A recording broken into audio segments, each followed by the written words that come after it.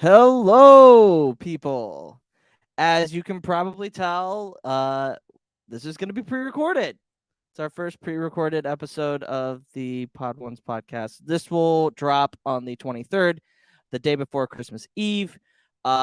Me and Char is actually on an RV, believe it or not, going down to good old Florida. Char, how are you doing? Maybe? Char, are you there? Maybe not? Maybe? Um, okay. Well, I guess we'll just roll with this. So today we are going to be talking about the Zillo Beast Arc, season 2, episode 17 and 18. And we've got two really awesome guests. So let's get into it.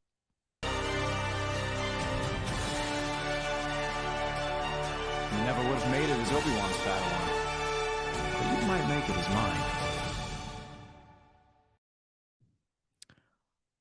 All right.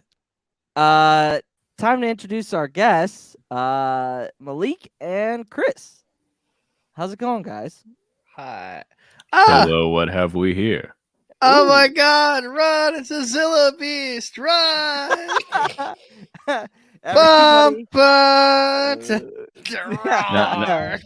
Now, Luke, I know that you said that, since it's around the holidays, it should be holiday thing. I am wearing a Star Wars t-shirt. Not that there's Yoda, he rocking is. the Wolverines, but I also brought a special guest with me. Now, I have to warn you, he is a mean one. Oh, okay. That's awesome. That is so cool. Now That it's is weird because awesome. the Christmas hat was with him, which was what I was going to wear, but I don't know where it went. At the end of the day, is it really Christmas the Grinch hates, or is it capitalism? I think it's the people. I think it's both. I mean, hey, he motorboats the mayor's wife. Oh well. No, there you go. no comment. But guys, we've got Char back. He's having some technical difficulty because he is, like I said it earlier, in an RV. He's on his way to you, Luke, to like make this podcast like an in-person thing officially. Oh yeah. Because you guys gonna touch hands. Hello. There you go, Char. Hi. Oh yeah, I can hear you. We can hear you. Okay. How when I was goes on my it? computer, you literally were repeating like 25 E's. You were just like e. Like my connection is so bad. He was speaking Zillo Beast. Yeah, I was speaking. Did you not learn the language? Come on, that was the one thing that we I would much rather speak God's. Don't worry, I'm just an animal. Oh man. Malik, thanks for joining us. And Chris, this is Chris's second episode. He did the Ryloth arc. Which I was also on. Which was like I did not plan this. I mean, I did plan this, but I didn't plan this. I did, but I didn't. I did. It just happened to work out that way. So thanks you guys for coming on. I know we had to move this around a little bit for scheduling and stuff, so I appreciate you guys being on. But let's get into this. Char, it is plot summary time. You ready to give it a go? Maybe? Or maybe I should do it.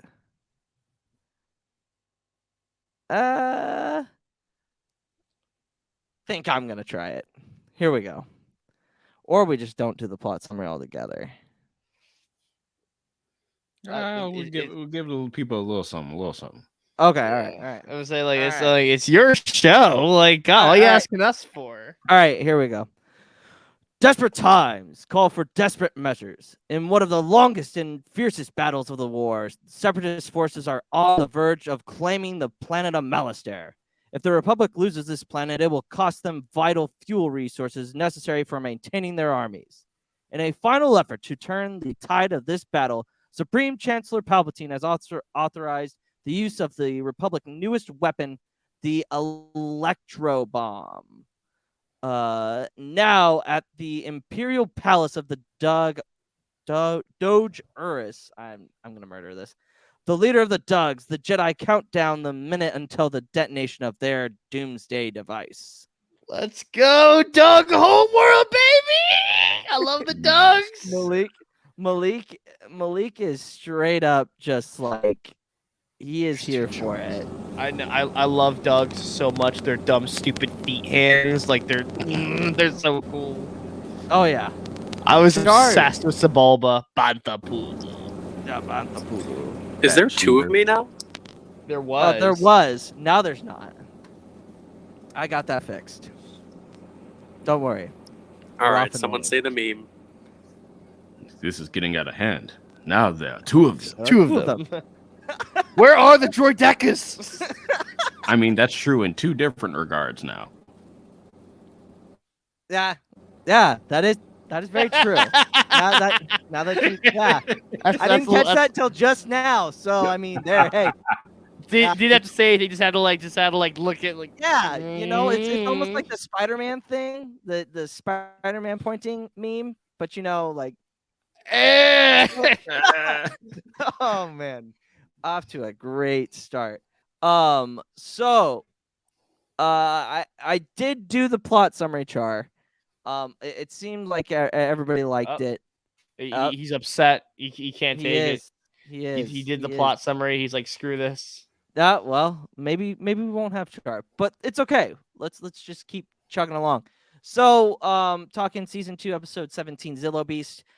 We start off with the clones and the Dugs meeting a very substantial force of separatist droids. First thought, there's a lot that happens in this battle, and it's like we get to see a lot of. I think this might be the first time we see both an electro bomb, and it's the first time we also see the Arc 170 starfighters. Believe it or not, if I'm not mistaken, in canon. I think so. One of my favorite aspects, the bomb actually has on the wings an Orabesh. This is for you, Dooku. Oh, I didn't know that. Yeah, I was like, wow. Oh no, I didn't know that. Yeah, that's a nice little fact that you hopefully didn't steal from Char again. It's my goal. So obviously the electro bomb is obviously a callback to the atom bomb that the United States used in World War II. I felt like that was kind of a callback. Maybe I'm completely off, but that's what I thought when it was first introduced. Well, yeah, it has to be, considering that like Godzilla is born of the nuclear bomb or like nuclear radiation, and was of course born and like was a thing that was like born of like, you know, like the Japan's fear of like the nuclear bombing. And this whole episode is an homage to Godzilla and like classic Godzilla monster movies. So I didn't think it was just Godzilla. I thought it was also King Kong as well. So the one after is King Kong. The first one's Godzilla. The next one's King Kong. Okay, that makes sense. And also it's funny because now both sides have this weapon's gonna help our troops, but also kill the enemy, just like they did in the in season 1 with the tank that they had. That it only affected life forms. It didn't affect the droids. So I found that interesting because obviously Palpatine's like, oh, now I got 2 things. Ha ha ha. Like, come on, Palps. I thought that was really, especially like the Dugs. Obviously, there's a lot at stake because we already know this. Malastare is a vital point in the galaxy because it's like if you control Malastare, you control the fuel. And if you have the fuel, you have the power to do pretty much anything in this war, especially for the ships and everything like that. So this is a very, very pivotal time in the Clone Wars, and this battle is very important. What were your guys' thoughts just of them dropping the bomb? Like, I found it so interesting that they used an electrical bomb. Like, it makes sense because you're fighting droids. What better way to like deactivate them by dropping a EMP so to speak, to take out the enemy. I was trying to figure out why didn't y'all come up with this sooner? Yeah. Well, how early is this in the Clone Wars? This is shortly canon time wise. It's shortly after Christophsis, I believe. Okay, so we're still early in the war. Yeah, but here's my thing, right? You have the grenades that deactivate the droids. Mm-hmm. Why not just make that bigger? Like you don't even need like bombs. You could do mines. You could just do missiles. You don't need just one bomb. Yep. So actually, I've got the battles that changed the galaxy book. It says it's 2 years before the Battle of what's BFE? Oh, before Empire. Sorry. So 2 years before Empire. So that's it's about a year in the Clone Wars then. Yes. So really, what took you so long? No, yeah, seriously, I agree. And it says the commanders, obviously General Mace Windu for the Republic, and then TN-123. Obviously that guy doesn't make it because he's destroyed in action or killed in action. So that's kind of funny.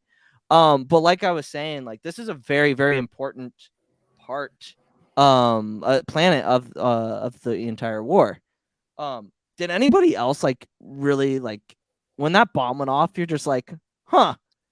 That was a big explosion, and then it like comes in, it implodes. You're like, okay, that's pretty cool. Yeah, and then electricity goes where Anakin's arm short circuits. Yeah, and it's, like, not working right. I'm like, oh shit, like that knocked out all the electronics in the area.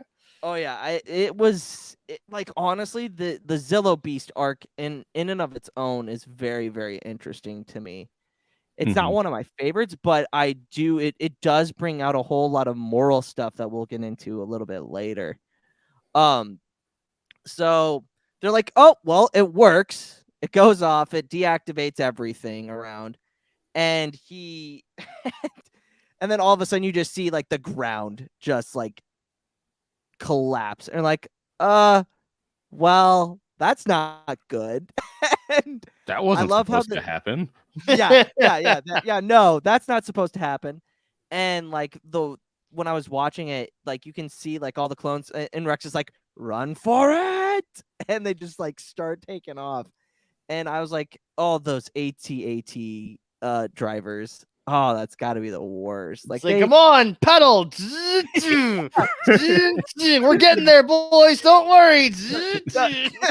We're not going to die at all. I promise. So then after the bomb goes off, the whole ground collapses. Mace gives a report to Palpatine saying that it had caused a sinkhole, basically. And he's like, we've got rescue teams going out there. We got to check on them. So and I think it's funny. Palpatine's not worried about them. He's just worried about the Doug signing the treaty. Yep.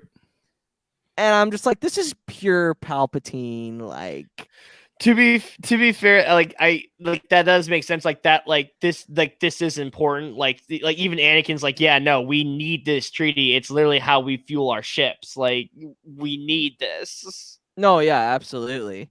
And it's so funny because it's like you get to see the moral stuff that goes on here in a little bit.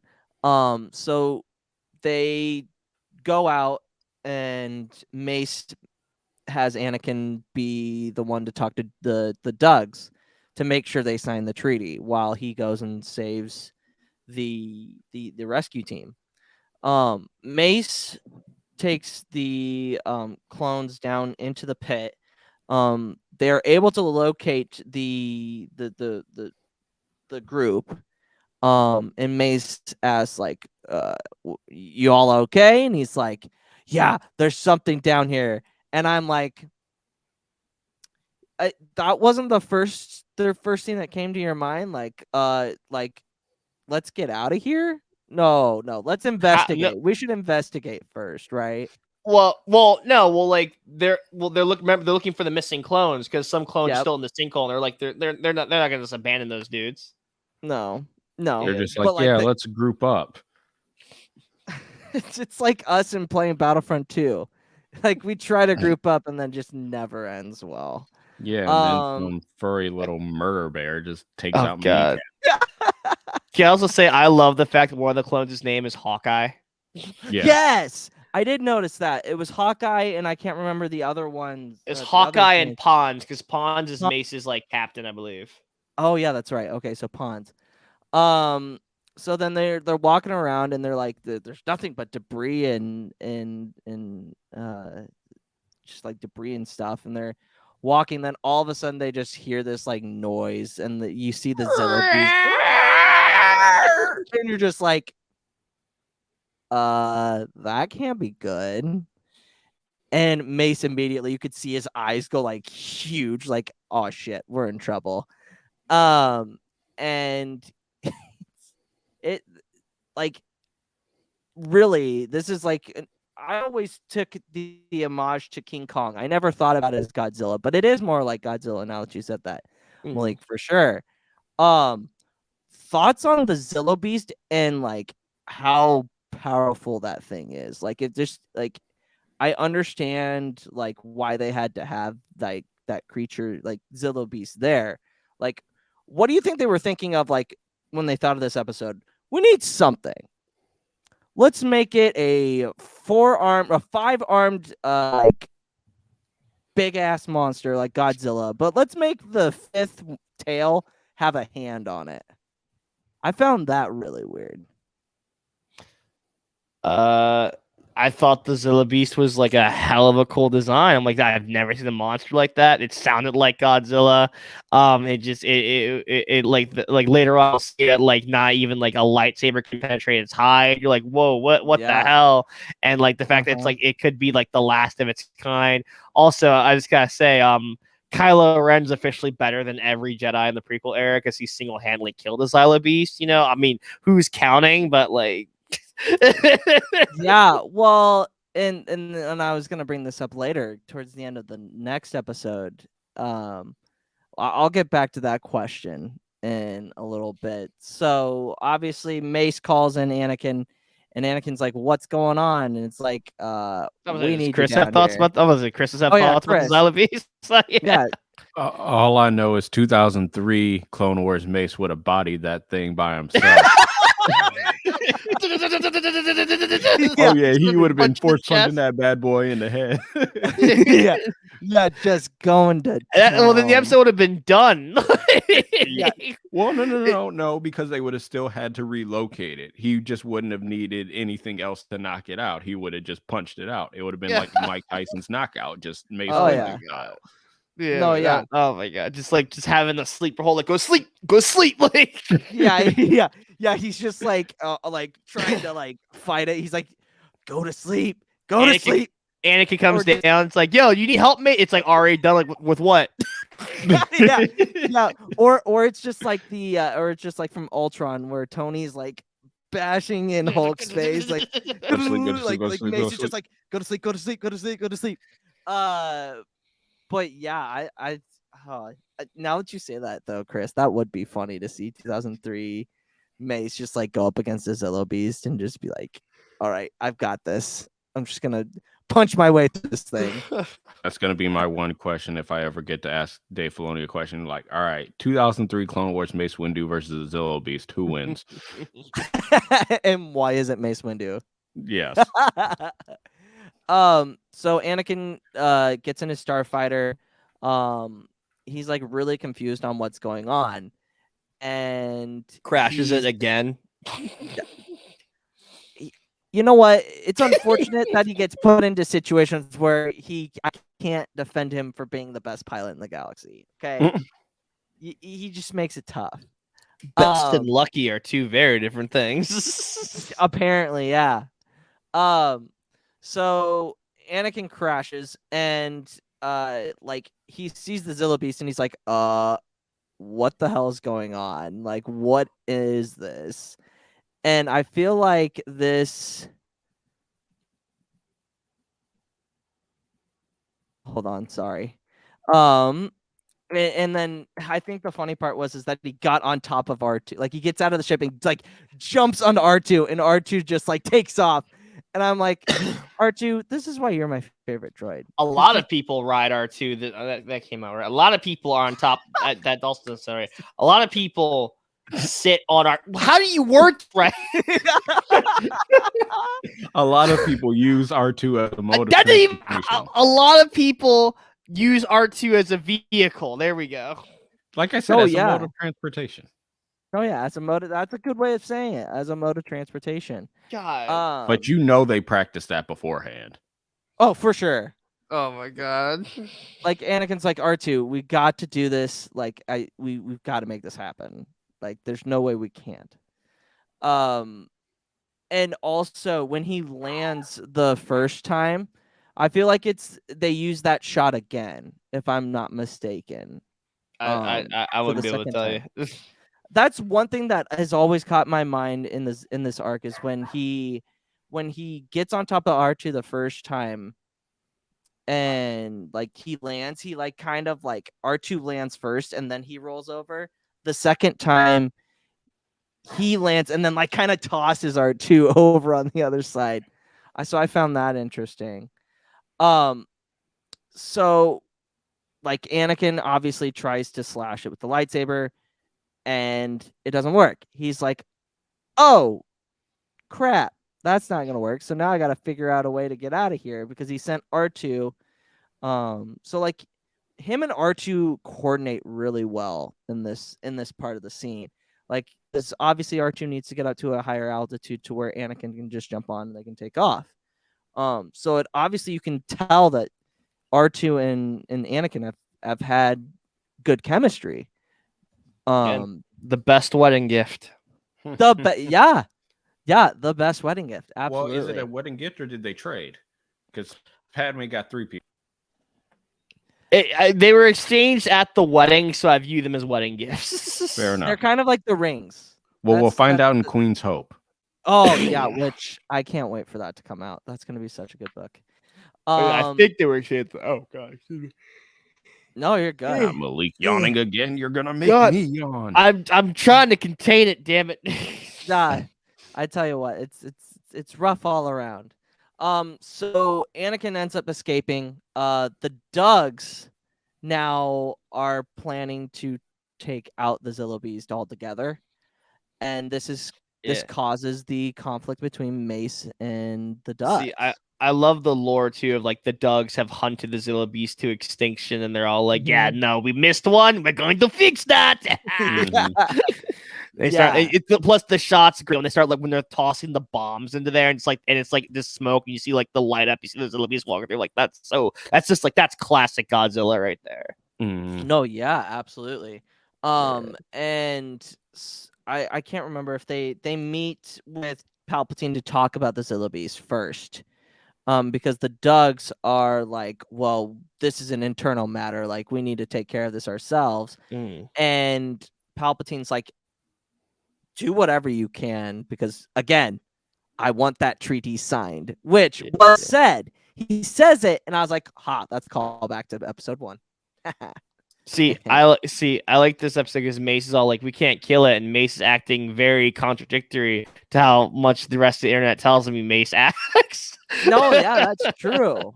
No, absolutely, you're right. Like this is very much like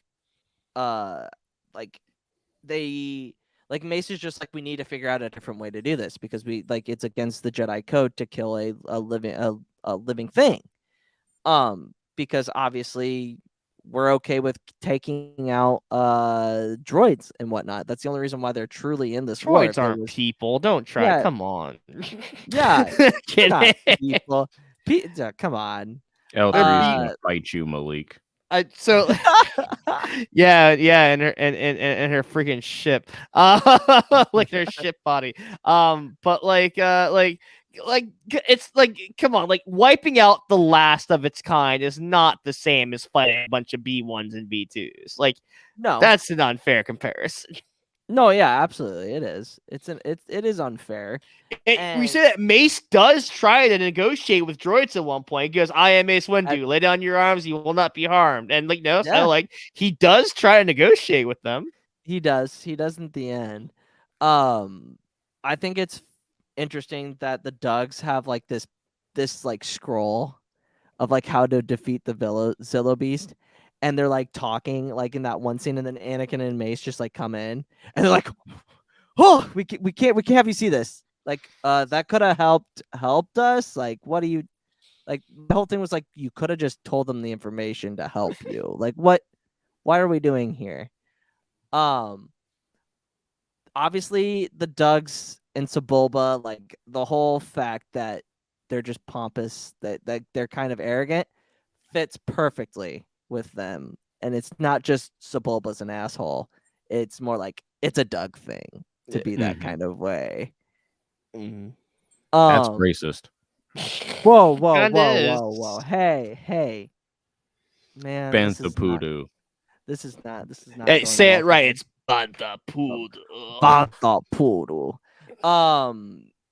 But what were your guys' thoughts on Mace versus Palpatine and kind of like the Dugs and like how Anakin is trying to play both sides? Typical Anakin trying not to take sides, but playing both of them. You know, Mace being the very Jedi, like we can't kill something that's the last of its kind. You know, killing it should be the last resort. We should take it off world. And Palpatine's just like, do what you got to do to get it done, but I want that treaty signed. Yeah. Yeah. The Dugs weren't playing around. They're like, "Well, we missed one. Let's." Yeah, we missed again. Like I enjoyed the fact that like the Dugs are just so dead set on like no, like they used to like hunt us. Like this thing's a danger. Like again, classic monster movie like antagonist where it's like we are like that we are the in this case we are the jerk, not humans, but the jerk like people wants to kill the harmless monster. Well, not harmless, but like kill like the innocent creature. It's like, oh dang. I always love seeing. I thought the scroll was really cool, and like they have like the weaknesses. I did like so like when they talk to Palpatine, I think Anakin comes up with the plan like, oh, how about we don't kill it, but we like pretend to kill it. Yes. That's kind of messed up when you think it political wise, because like they are lying to a government body to get a proper treaty. Like that's not ethical at all. No. Sounds like the United States government to the Native Americans to me. Oh, boom. This is a kid's show though. This is a kid's show. They don't make. Come on, they don't make hard hitting political allegories. What are those? Come on, what are those? What are those? My non-woke Star Wars.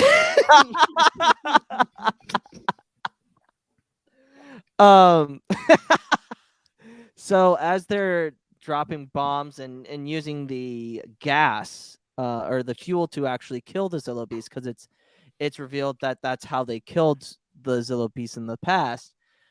Mace just is like, screw this, I'm gonna take this in the situation in my own hands, and like ignites his lightsaber, and he's like, you're not going to kill this life form. And the Dugs are just like, I mean, do you want the fuel or do you not want the fuel at this point?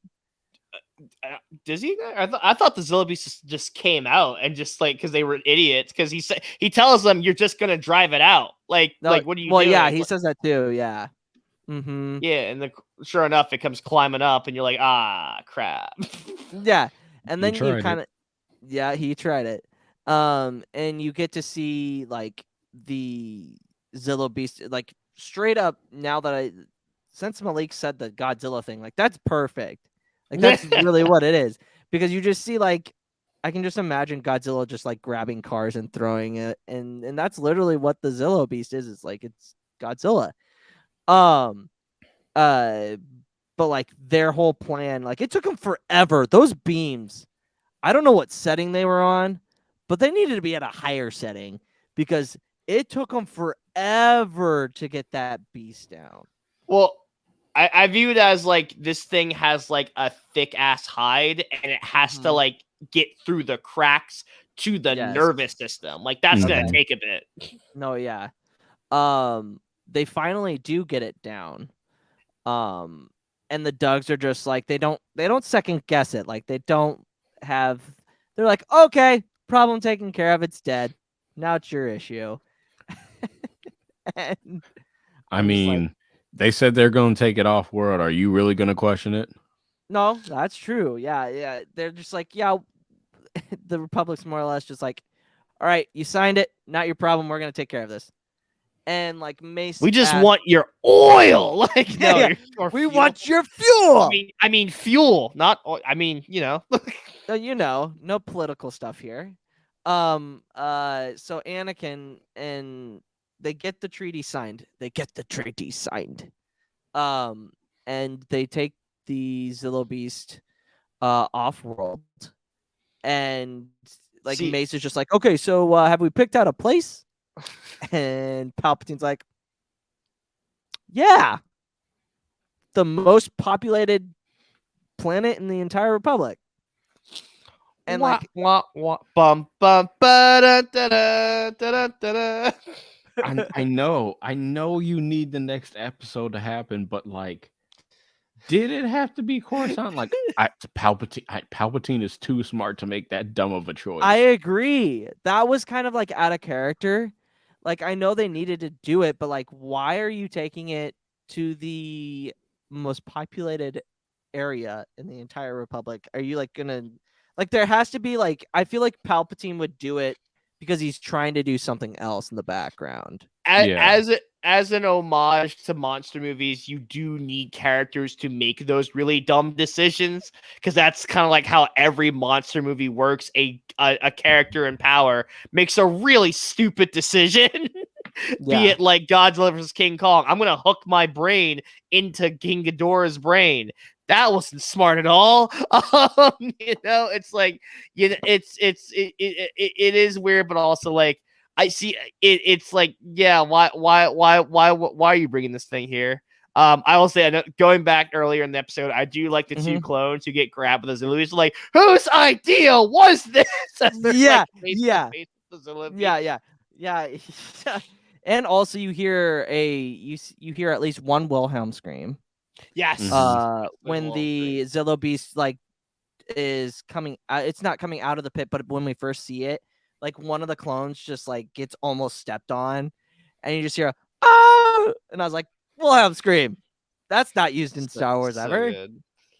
But so obviously now the Republic is taking the Zillo Beast to Coruscant, which never ends poorly. And Nothing ever goes wrong. Now we transition from Godzilla, and now we're doing King Kong. Now we're King Kong. And this next episode, it's season 2, episode 18, The Zillo Beast Strikes Back, which is very fitting because obviously, like, shit gets crazy with Zillo Beast. And so I guess we'll do the plot summary. We're gonna do the 3 interesting facts about the entire art. Well, it might be 6 interesting facts about the entire arc, but we will see. It doesn't seem like Char is going to be able to come back. The RV internet is not very good, but that's where we're at right now. So I'm gonna give the plot summary another try. So here we go. Season 2, episode 19, The Zillo Beast Strikes Back. And go. A calculated risk. Following a costly victory on the planet Malastare, Chancellor Palpatine orders Jedi Knights Mace Windu and Anakin Skywalker to transport a fearsome Zillo Beast captured during the battle back to Coruscant. After seeing that not even a lightsaber could harm the beast, Chancellor Palpatine hopes to unlock the secret of its invulnerability to create armor for the Republic's clone troopers. Tensions run high as the most dangerous life form in the galaxy touches down on the Republic's most populous planet. My point exactly. Why calculated risk? What What do you do calculated calculated? risk? Yeah, no, that ain't a calculated risk. That's just him being like, oh, we're just gonna do it because we can.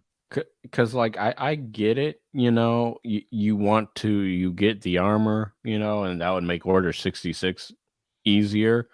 But here's my thing. How long is it going to take you? Look how long it took you to develop an electro bomb.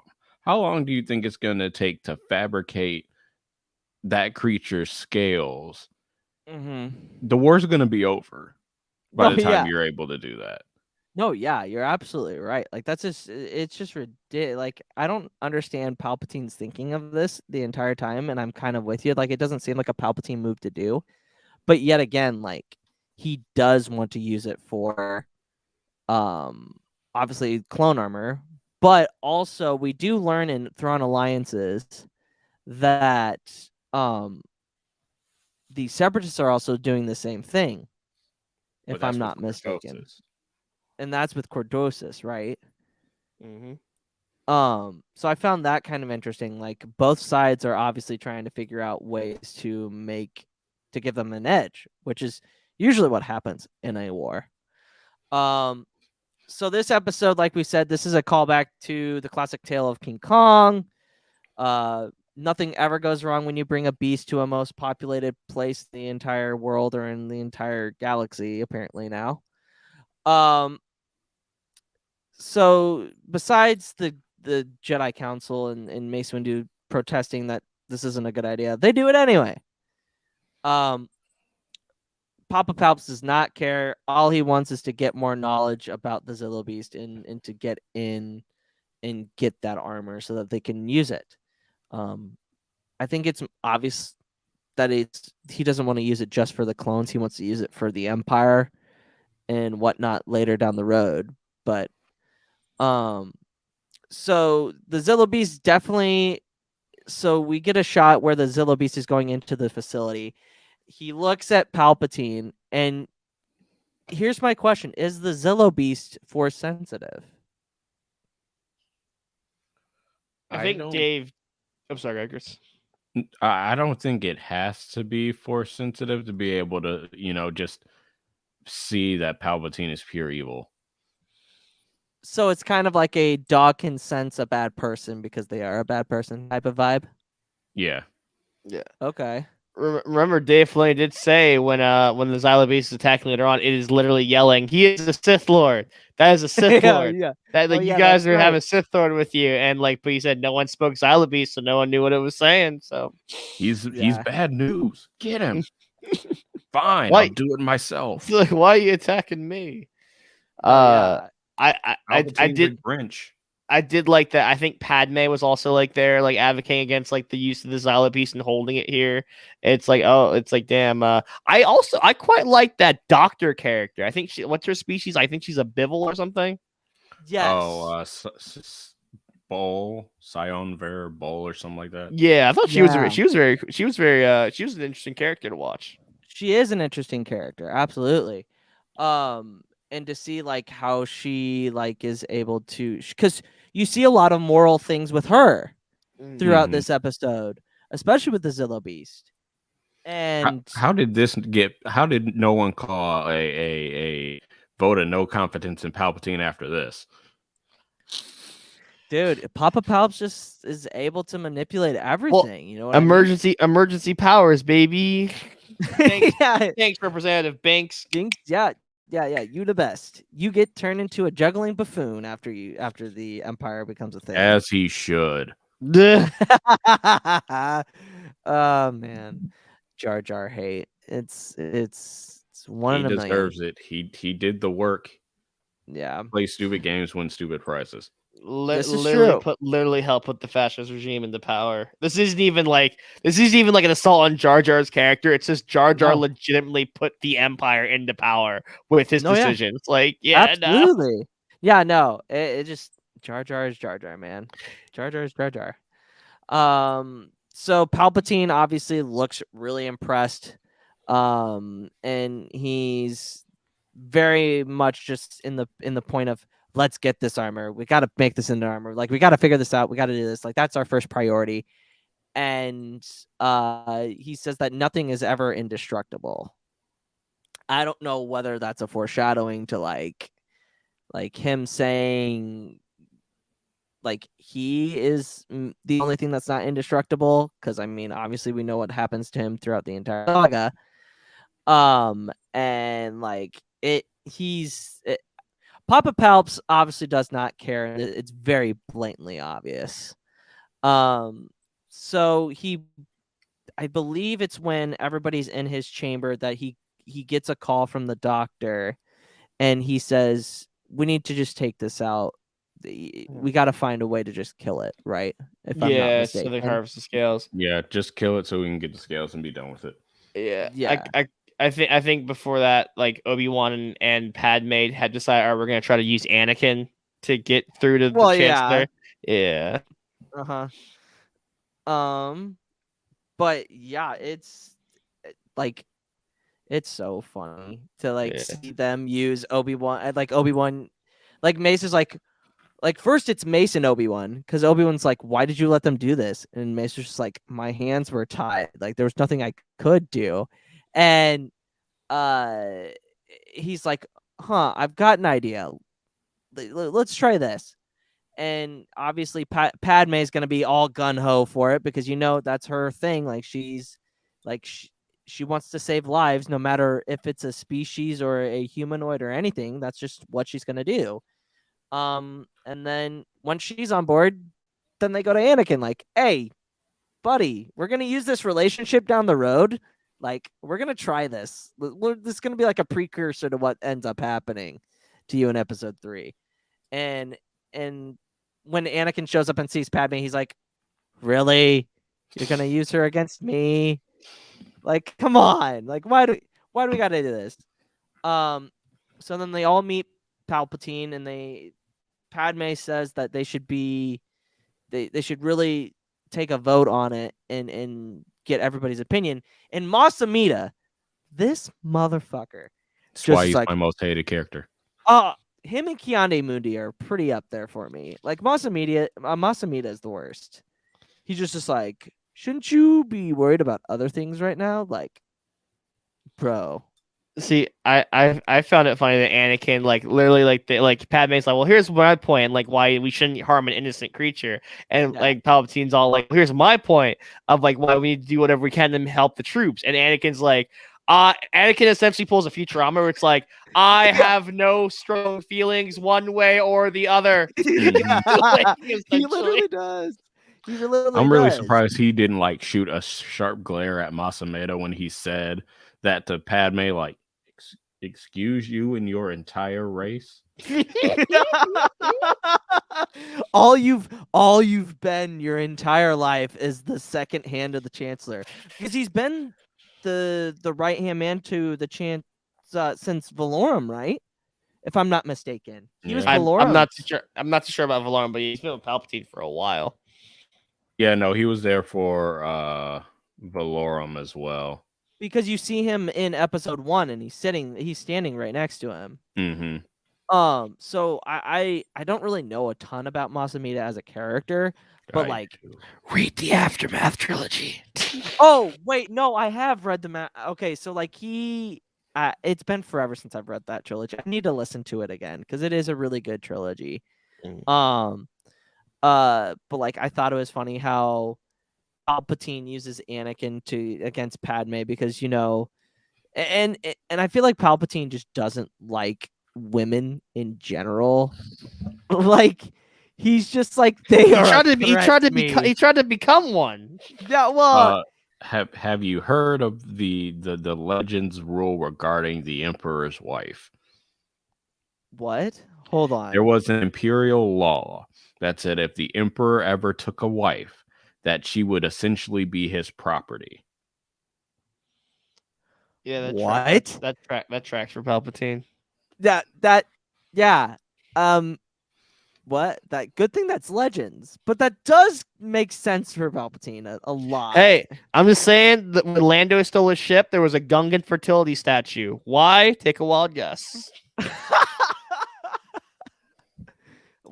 his face, just like the running joke of why would anybody want to reproduce? Like that was okay. So seeing the Rise of Skywalker and having that whole diet, that whole thing, like of him being able to produce, like not produce, but like before we knew that it was a clone, like everybody was just like Palpatine. Fuck. yeah. It's just like Bone. yeah.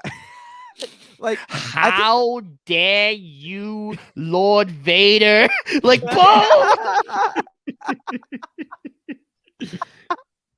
I just, like that was my first thought coming out of the theater. Like somebody Boink really Palpatine. Yeah, somebody just really boinked Palpatine. Like, I mean, that's a power move for sure, but like, wow, that's rough. Just out here boinking Palpatine. All right, I see how y'all do. Just how, I like the moment between Padme and Anakin. She's like, "Whose side are you on?" He's like, "Your side." I probably didn't show that I am, but I'm on your side. Yeah. 101 in relationships: try to pick your battles better. And Anakin just doesn't pick his battles very well, especially between Palpatine and Padme for sure. Yeah, go ahead, Chris. It's just like, all right, yes, I know this guy has been like a father figure to you, but this is your wife, and if you don't, she's gonna peg you later, and not in the fun way. Oh man. I mean, that's true because she died. Padme is very. I was not the first one to say this. No. This is true. But like the Zillo Beast, so we got a little bit off track, but that's okay. Oh it's good. It's what happens. You have Star Wars fans talk about Star Wars. Star Wars, yeah. Star Wars fans that actually like Star Wars. That's true. There you go. Yeah. We like to talk about Star Wars that we enjoy, which is pretty much everything. We're not very there's very a small bit that a lot of us don't like, and if we don't like something, we come to an agreement. Like we don't have to talk about it, or we just agree to disagree. And I feel like that's something that's missed in the fandom for sure. Like for definitely. Trying to think. Did we? I think the poisoning starts happening then later. Yes, yeah, because he talks to the doctor, and the doctor's like, so we can't really get through the skin, and he's like, all right, I've had it. We're killing this, and he like puts a lot of pressure on this poor woman. He's like, I don't know, like your job's looking pretty dangerous, like precarious, miss. It's like, dang. Yeah, and it was like the undertone was not your job, but your life. yeah. You don't get this done. I've got somebody on retainer, and nobody's ever gonna find you again. Like your typical mob boss, like, oh, I have somebody else in mind, type of thing. It's like, I'm gonna feed you to the Zillo Beast. Jesus Christ! I like in the classic like King Kong fashion. She like even like starts like sympathizing with it. She tells him, "I'm so sorry. It'll be over soon." I'm like, "Aw." No, yeah, absolutely. Like you like I said earlier, you start to see the doctors, like scientists, like her sympathize with the Zillo Beast. How did we not get a scene of the Zillo Beast like holding Padme? I for sure thought that was going to happen. The Zillo Beast was going to take Padme, like hold her like King Kong holds Anne or the woman. Like I'm so surprised it didn't happen. So then you would have Yoda say, "Gunships did not kill the beast. Beauty it was. Beauty it was to kill the beast."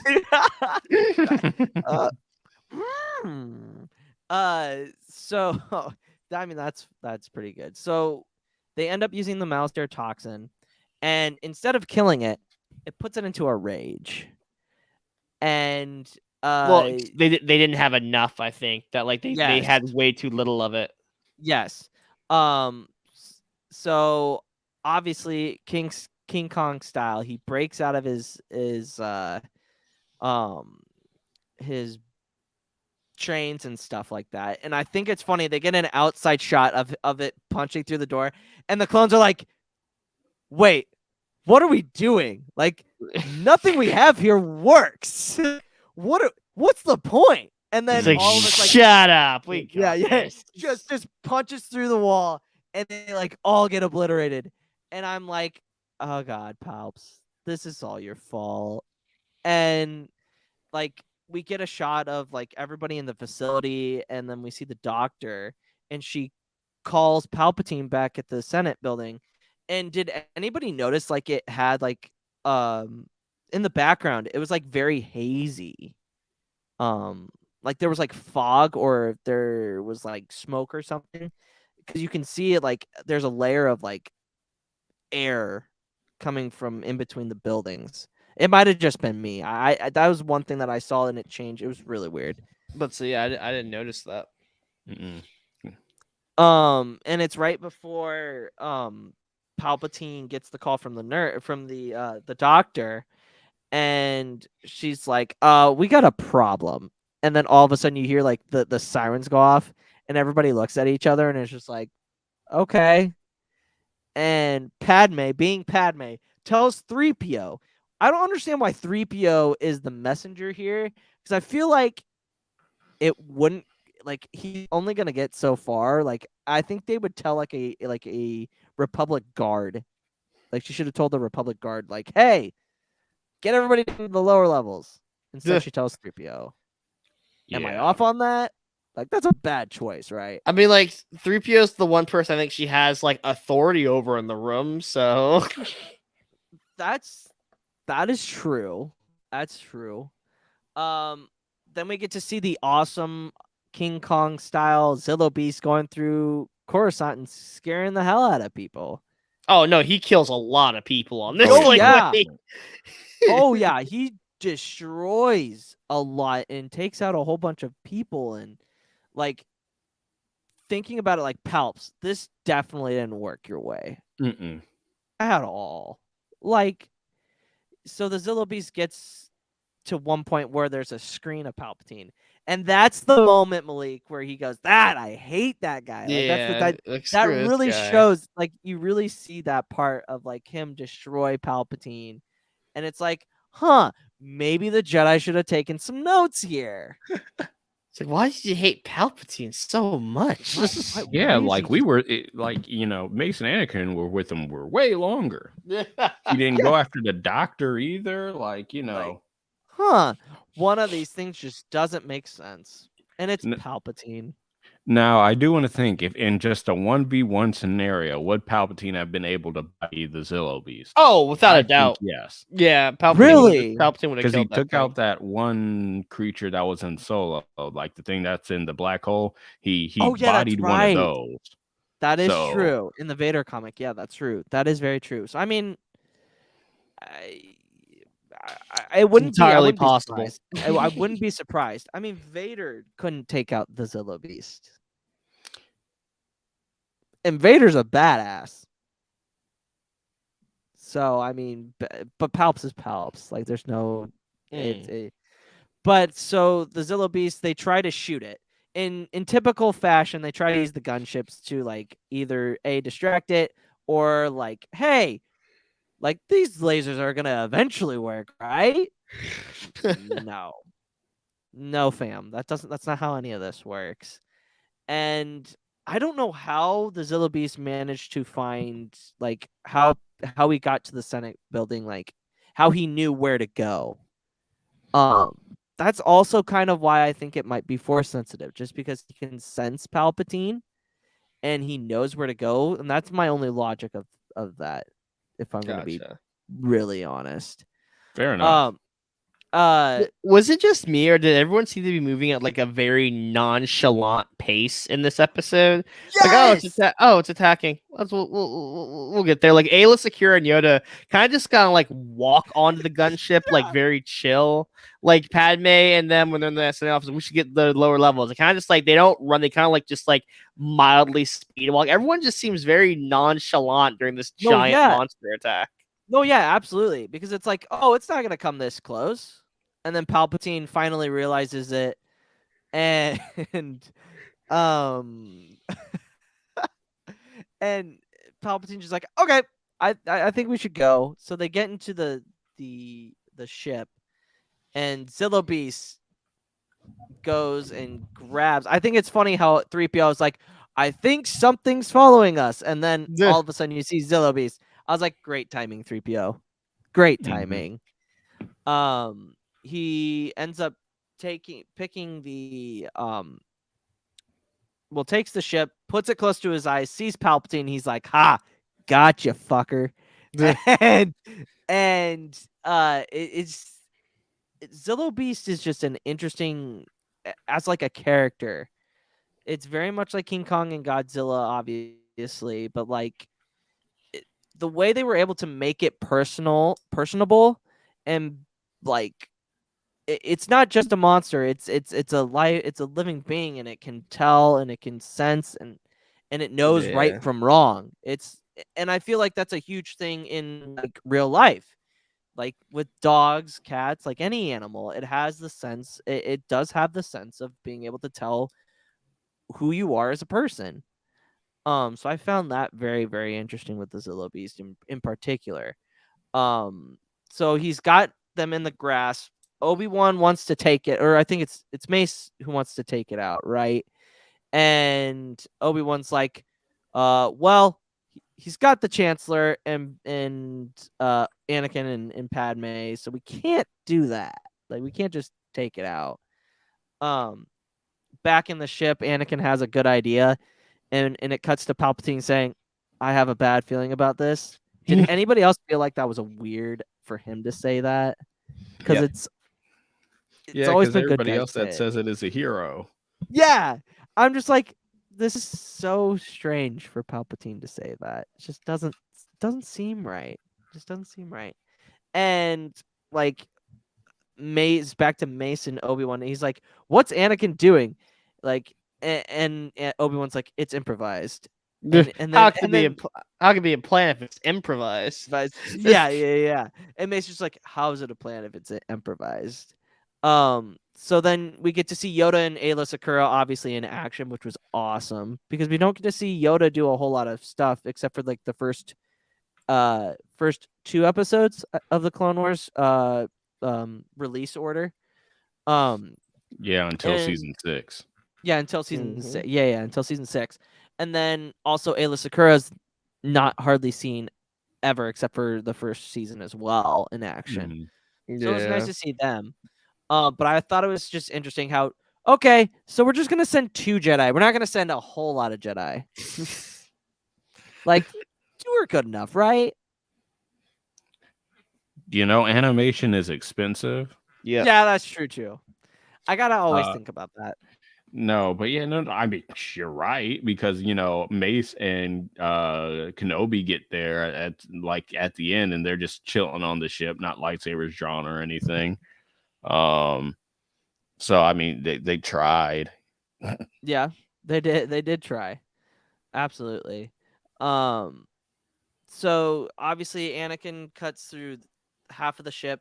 They fall down. R2 uses his suction thing to grapple, and then to catch 3PO. Anakin uses the Force to save Padme. Papa Palps is still in the grasp of the Zillo Beast. Don't know how that works. Just didn't cut it right, I guess, Anakin. Nice job. But they are able to use they're able to use what is it called? I'm blanking here. The gas bombs. Yes. So they end up using the gas bombs. R2 actually. No, go ahead. Yeah. You might be bringing it up now. Because I think you're bringing it now. Yeah. So they send R2 up to save Palpatine, and Palpatine is like holding on to R2 for dear life, and it's like the moment like. That guard did not have to die. Just move a few meters to the left, and you would have been good, fam. Yeah, no, because he was just like, he can't carry a smoke, sir. You go. And then he goes, and then he doesn't move at all. Nope. And then he sees him coming. He's like, ah. Like, there goes that guy. Congratulations, you played yourself. And then Palpatine looks back like, R.I.P. that. Yeah. And like the way that he like just holds on to R2, I'm like thinking to myself, R2, if you were just like fling him off, there would have been no empire. Never thought. See, it's kind of weird realizing that like the Emperor rode R2 in that way. It's like what? Yeah, because like Palpatine's probably thinking, God, I have to rely on this droid, otherwise I'm gonna have to reveal myself as a Sith Lord. Yeah, You just absolutely. imagine if he just lets out or he just starts choking the Zillo Beast, or he just lets out a torrent of lightning, God. and everybody's just like, Where did that come from? the Jedi just look over and be like, "You're under arrest." I think we skipped a couple chapters. Yeah, that's not supposed to happen. So they finally are able to kill the Zillo Beast. Anakin, Padme, R2, and C-3PO and Chancellor Palpatine. When they shoot the gas, Yoda and Aayla Secura are able to jump off the Zillo Beast and meet up with them, and they all use the Force so that the gas doesn't affect them. So that was interesting. That was a good way of using the Force. Sort of a precursor to the High Republic. Yep. This is true. Yeah, absolutely. And then so obviously the Zillo Beast is dead. The doctor is like, sorry, we couldn't get this done. Like, what can we do? And Palpatine gives her orders to clone the Zillo Beast. It's like, oh no! It's like, you want me to clone it? Like after all this, you just saw what we had to deal with here. Like, yeah. But that's gonna be it for the episode for the arc. Now time for the 3 interesting facts. Char sent me the 3 interesting facts, so I'm gonna try to do it as best as I can here. Drum roll. 3 interesting facts about a certain Clone Wars arc that you didn't know about up until now. Part 6, the Zillo Beast arc. Fact 1. The electro-proton bomb has a message on it. The bomb that the Republic uses against the Separatists actually has a handwritten message on it, and it states, "This is for you, Dooku." Got it. Good job. Good job, Malik. Beat him. Fact 2. This arc was inspired by classic Godzilla movies. The Zillo Beast is essentially the Star Wars version of Godzilla, and the helmets of clone bomber pilots Joji and Rod have Japanese-inspired monsters drawn on them. Nice. You got half that. You get half a point for that, Malik. Half a point. And fact 3. A reappearing hologram of Palpatine. The hologram shown of Palpatine prior to the Zillo Beast destroying it is the same message he says from when Ahsoka was trapped on the billboard in the last lightsaber episode. And those are 3 interesting facts. Go follow Char Char J on TikTok. Bam. So yeah, and obviously I think you could also say it was King Kong related because I brought that up too. So I don't get a half a point because I'm just the host. There's a bonus point for you, Malik. Hey, there you go. And now we're gonna get to the rankings of the arc. I'm gonna pull that up because Malik gave me inspiration. Ranking episodes: Youngling equals bad, Padawan okay, Jedi Knight good, Jedi Master great, Grandmaster chef kiss. Chris, what's your ranking? What do you think? Yeah. All right, we're going with Jedi Master. Nice. Really? Nice. Oh, what was that for? Oh. We're having a little bit of disagreement, but we're going with Jedi Master. What's the reasoning for Jedi Master? I just have a lot of fun with this arc. We get to see Mace. We get to see Mace in action, which is always cool. We don't get a lot of that in Clone Wars, unfortunately. No. You see the dichotomy between, Mace as a Jedi trying to do the work, but in the Jedi way. Anakin trying to straddle that fence, and Palpatine just being like, "Do what you gotta do. I want that treaty signed." And then to bring it back where they're still trying to save the Zillo Beast, and ultimately they still have to kill it because of Palpatine's machinations. Just how like stupid people. Yeah. Malik? I guess. Well, you have the Grinch. I have an Ewok to help me with my ranking. So And I have a porg. Shut up. We were here first. Stupid puffin. See, the Ewoks eat people. The Porgs get eaten by people. Exactly. Yes. Mm-hmm. So I think I gotta go with Chris, but the Ewok Bartlesby, his name is Bartlesby, by the way, agrees that it's probably it's a Jedi Master. Again, it's just such a fun, great arc with like the homage to classic monster movies. Palpatine being a dick. Like, I think the Zillo Beast's DNA is actually on that mountain from Bad Batch, right? Mm-hmm. I think. Yeah, I didn't know that. Yeah, it's like that mountain we see at the end. I think starts with the T. Hmm. I forgot. Interesting. I didn't know that. Yeah, the Zillo Beast's DNA is there, and like it's like again like we're probably gonna see something with the Zillo Beast later on, but like. Excuse me. Oh man. But like, yeah, no, it's so fun. It's so like it's again, I like classic monster movies are so fun to watch. And this is just like, hey, it's a classic monster movie, but it's Star Wars. I love when Star Wars does like genre stuff like that. Like yeah, I love Star Wars horror. I love Star Wars noir, Star Wars, Star Wars political thrillers, stuff like that. And Clone Wars was like that, because you had your horror episodes, you had with like the Geonosian Queen, you had your political intrigue episodes with Padme. And here we got our monster like movie episode with the Zillo Beast. It was so fun, so cool, and I just love stuff like that. No, yeah, I'm gonna have to agree with you guys. Like, it's just the fun factor. I would say Jedi Master for me as well, because it is a whole lot, like Malik and Chris both said, like this is just it's genre, and we just put Star Wars sometimes we put Star Wars in a box. Like, it has to be certain things. But in reality, it can be anything you want it to be. It can be a horror film. It can be a coming of age story.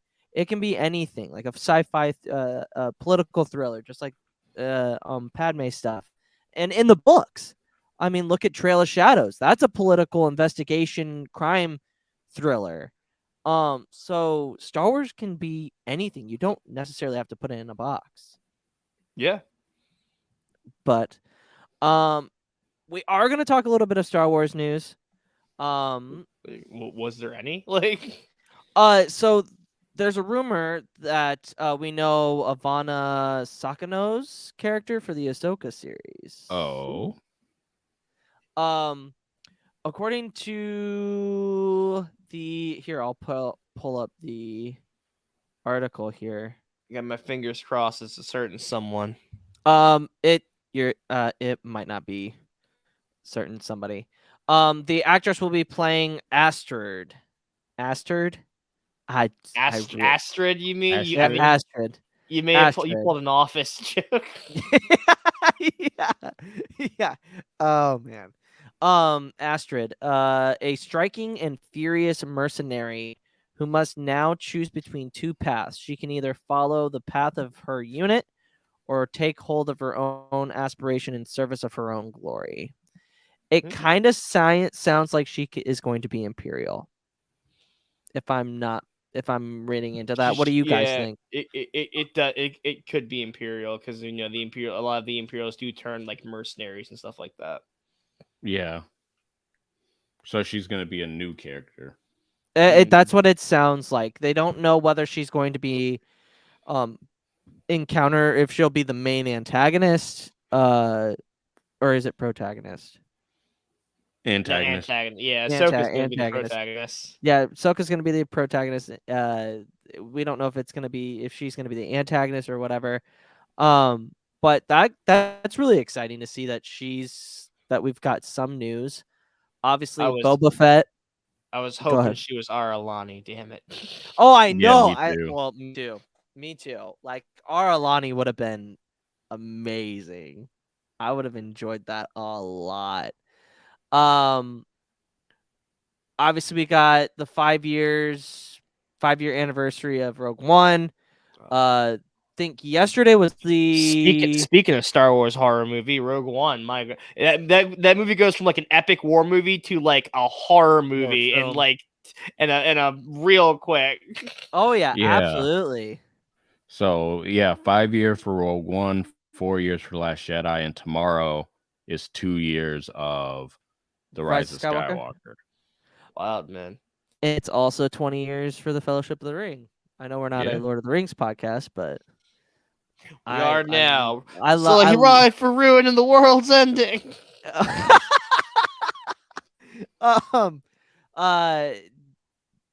Jennifer Beals discusses the book of Boba Fett. I think her character is going to be very interesting and pivotal in Boba Fett. I think. So she talked to Variety, and she said it's not as if I'm very well versed in Star Wars lore at all. But that moment when Luke is instructed blasphemy, you're not allowed to be in Star Wars. Yeah, I know. You not Get my out. Star Wars. Not my Star Wars. You must read 80 books if you're gonna act in my Star Wars. Yeah, you gotta know how the Twi'leks suffered in the Clone Wars and in Rebels. Luke is instructed to use the Force, identified for me my beginnings of my understandings of the universe. In a way, as a young one, I thought to myself, "Oh yes, that's what this thing is." I'm butchering this. It's great. But so basically, she had to lean on, from what I'm understanding, she had to lean on Dave, and she watched The Mandalorian with her children, which is great. She watched The Mandalorian with her children, and it got her into Star Wars. So that's always nice to hear. Yeah. And I'm really interested to see what her character is going to do, like what her character is going to be. Like, obviously she's a Twi'lek, but is she going to be like a big player? Like, is she somebody that Jabba used back in the day? So far, she is very pretty. She is. That's all we got. She is very pretty. But I mean, that's all we've got. I'm sure by the time this episode comes out, we'll have more stuff. Chris, thoughts on what we're gonna see? What do you think we're gonna see in Book of Boba? I asked this on the last episode for everybody, but what are your thoughts? So I think with Book of Boba Fett, we're going to see sort of like we're going to get, this isn't going to be like a deep dive. It's going to be a deeper dive than what we've gotten, but it's going to be just, like just right below the surface of the criminal underworld of the galaxy. We're going to get just sort of like a taste to it, because I think this is like a door opening as the world is coming, because we have like the Crimson Reign storyline in the comics. Yes. We had Emilia Clarke earlier this year saying she would love to come back as Kira. So let me tell you, I think we're going to get more criminal underworld stuff, and Boba Fett's just going to be our doorway to it. I'm really looking forward to seeing Tamora Morrison and Ming-Na Wen bring their their badassery to the screen again together. And I think when Book of Boba Fett is said and done, that fans from the Legends days that loved Boba Fett will feel a certain level of satisfaction, and then newer fans that didn't read will finally understand, like, oh, so this is why you love Boba Fett. Yeah, I agree. One thing I realized I'm hoping for that would be like really cool. I know I said last time I would love to see Dengar show up, because I love Dengar. But I would imagine if they got Alden Ehrenreich back to play like Han with like a beard, and he like confronts Han. Like, that would be so cool. No, yeah, absolutely. I don't like him, but if you want that, I want that for you, Malik. I think shucks. I think it would be cool. I like what he did as Han Solo in Solo. I think it would be cool. I don't want them to use Harrison Ford Well, because let's be honest, like even if they wanted to, they're not gonna probably get. Well, they're pretty sure they wanted to, but like you're not getting Harrison Ford back for this. No. He's not coming back. But like I like Alden a lot, and I would love to see, because I would feel like that one of the things all like Boba would do at least is to confront the man who knocked him into the pit. Mm-hmm. Oh yeah, absolutely. No, yeah. But guys, that is going to be it. I appreciate everybody coming. Happy holidays. What? I made a face, and Chris made a face at like the fuck. I was like, I was looking at myself at the camera. I just went like this, and Chris just goes. Chris is uncomfortable with this energy I'm putting in the studio right now. I love this. I'm so glad this is gonna come out later because it's just gonna be great. But guys, where can we follow you on social media so that the good people can interact with your stuff? Yeah, I'm pretty simple. I am Star Wars Lawyer on Instagram, TikTok, and Twitch. Me, I'm kind of less simple. I'm the Jedi Smart on TikTok, so I'm followed. I'm on my road to 1,000. Just made it past 1,000. So yeah, the road to one. I'm calling it the road to 1,000. I'm cutting like wrestling style promos now. Like, I'm getting there. I will get there for you, my family. You know, I'm having fun with it. But you know, like we're again, I'm past a quarter of the way there, so making progress. I also have a podcast. Ha! Exclamation point! It's a podcast. Wherever you get your podcast. I'm trying to think. You can get it from Spotify, Audible, The Farmers Market, anywhere you get your podcasts. The guy in the back alley that you probably shouldn't get your podcast. I make the back alley joke too many times. You know, I gotta say something else. I thought The Farmers Market was funny because, you know, now with less gluten. Yeah. Guys, you can follow us at the Podwans Podcast on TikTok, Podwans Pod on Instagram, at Podwans on Twitter. You can follow Char at CharCharJ on all of his social medias. We appreciate you guys spending time with us before the holidays. We will be back next week live, breaking down Book of Boba, and also talking about the Boba Fett arc. Again, Chris, Malik, thank you for taking time out of your night. I really appreciate it.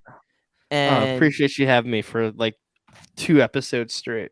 No problem, man. Happy to be here. I love it. I love it. And for that, may the Force be with you. Oh my God!